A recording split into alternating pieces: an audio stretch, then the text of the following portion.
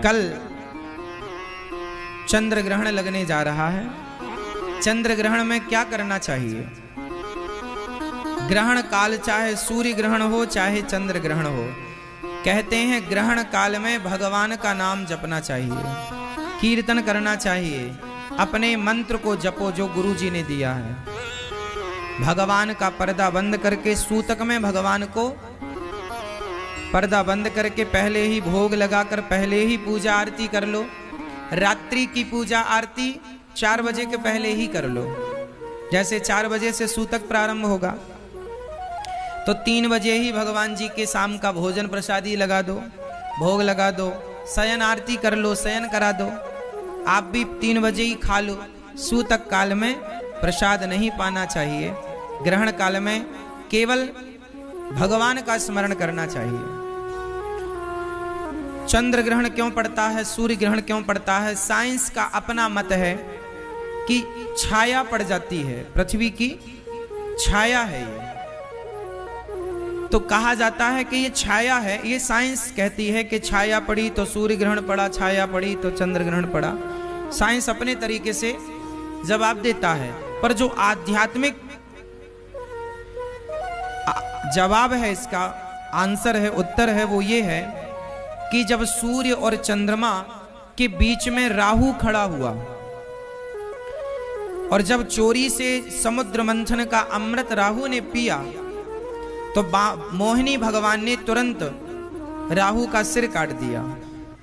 जब समुद्र मंथन हुआ था तो अमृत निकला, उस अमृत को देवताओं ने, दैत्यों ने छीन लिया। तब दैत्यों से मोहिनी भगवान ने अमृत लेकर के देवताओं को पिलाया। तो राहु को संदेह हो गया कि ये तो हमें अमृत मिलेगा नहीं, तो वो देवताओं का रूप बनाकर सूर्य और चंद्रमा के बीच में खड़ा हो गया। तो भगवान ने, उसने अमृत पिया तो भगवान ने सिर काट दिया, और सिर काटा तो कुछ बूंद उसकी धड़ में चली गई तो धड़ भी अमर हो गया और सिर भी अमर। वही राहु और केतु है। तो कहा जाता है कि सूर्य और चंद्रमा ने बताया था भगवान को कि ये राहु है, तो सूर्य और चंद्रमा को वह साल में एक बार परेशान करता है। कई बार जब ग्रहण काल होता है तो आध्यात्मिक लोग ये मानते हैं कि राहु भगवान सूर्य को परेशान करने जाता है और चंद्रमा को राहु परेशान करता है, अर्थात ग्रसने जाता है, उसे ग्रहण कहते हैं। तो साइंस का अपना उत्तर है, शास्त्र का अपना जवाब है। दोनों ही अपनी अपनी जगह सही है। इसलिए जो परंपराएं बनी हैं अनादि समय से, साइंस तो चलो आज आया, पर हमारे अनादि समय से परंपराएं बनी हैं। साइंस को तो आज पता चला कि ग्रह 9 होते हैं। हमारे ऋषि मुनियों को वेद पुराणों के माध्यम से तो सैकड़ों साल से पता था कि ग्रह 9 ही होते हैं, नवग्रह की पूजा होती है। तो साइंस कई बार अपनी जगह स्थिर नहीं रह पाती। जैसे साइंस ने कुछ वर्ष पहले माना कि प्लूटो एक ग्रह है ना, एक उपग्रह माना प्लूटो को, फिर बाद में नकार दिया साइंस ने कि नहीं ये ग्रह नहीं है ना। तो साइंस कभी कुछ मान लेता है, साइंस कभी खुद की बात को नकार देता है। तो साइंस की बात तो बनती और बिगड़ती रहती है, पर शास्त्रों ने जो कह दिया वो कह दिया, उसे जो कह दिया वही अटल सत्य है, ऐसा मान लेना चाहिए।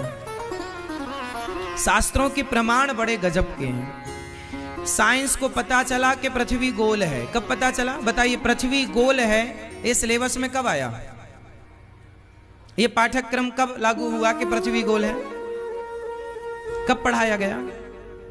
सारी दुनिया मानती थी कि पहले पृथ्वी चपटी थी। ऐसा सारी दुनिया, हिंदुओं के धर्म ग्रंथों के अतिरिक्त अन्य मजहब पंथों के धर्म ग्रंथ में तो आज भी लिखा है कि पृथ्वी चपटी है। लेकिन साइंस को अभी पता चला, अभी मतलब 100 साल पहले, 200 साल पहले, 500 साल पहले, और लो तो 1000 साल पहले पता चला ना कि पृथ्वी गोल है। मैं तो फिर भी ज्यादा बता रहा हूं कि 1000 नहीं, अभी कुछ वर्ष पहले ही पता चला कि पृथ्वी गोल है। साइंस को अभी पता चला कि पृथ्वी गोल है। हमारे भागवत जी में, हमारे पुराणों में हजारों साल पहले से ही एक सब्जेक्ट है, भूगोल। क्या विषय था हमारे यहाँ? भूगोल। तो हमारी जो वेद पुराण है वो साइंटिफिक है या नहीं? इसलिए साइंस का कहना अपनी जगह सही है। कई बार साइंस आज जो कहता है उसी को कल साइंस खुद नकार देता है कि नहीं जी, ये जो कहा गया वो ठीक नहीं था।